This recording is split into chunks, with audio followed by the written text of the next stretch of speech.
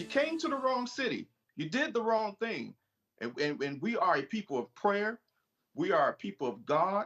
But I'm telling you right now, even though we are godly people, we are upset, we are angry, and we are hurt. The friend of one of the victims of this weekend's deadly mass shooting in Buffalo, New York, echoing what so many are feeling after the weekend.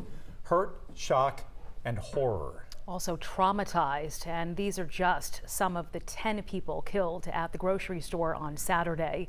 A substitute teacher, a hero security guard who died trying to take down the gunman, and a church deacon. 3 others were injured but survived. 13 people in total shot, all but 2 are black. The Justice Department now investigating this mass shooting as a hate crime, saying the 18-year-old suspect published a 180-page manifesto online and declared himself a white supremacist.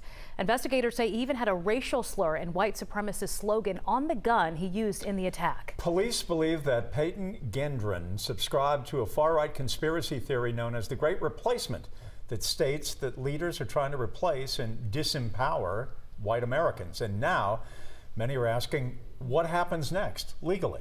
Jennifer Bellamy is here to verify. The U.S. Department of Justice says it's now investigating the mass shooting in Buffalo as a hate crime, 48 hours after 13 people were shot, 11 of whom were black. Many are asking tonight what is needed to prove a hate crime, so we went to the experts to verify. Our sources are New York State law and 11 Alive's legal analyst Paige Pate. So here's what we found. The law in the state of New York says a hate crime is one motivated by bias. Here's a key criteria. An offender intentionally targets a person or group of people based on race, nationality, gender, or other factors like religion. 11 Alive's legal analyst Paige Pate says to prove this in court, there needs to be clear evidence of the suspect's motivation at the time of the crime. The government has to show that the crime was committed not just by a prejudiced person, but because of that prejudice.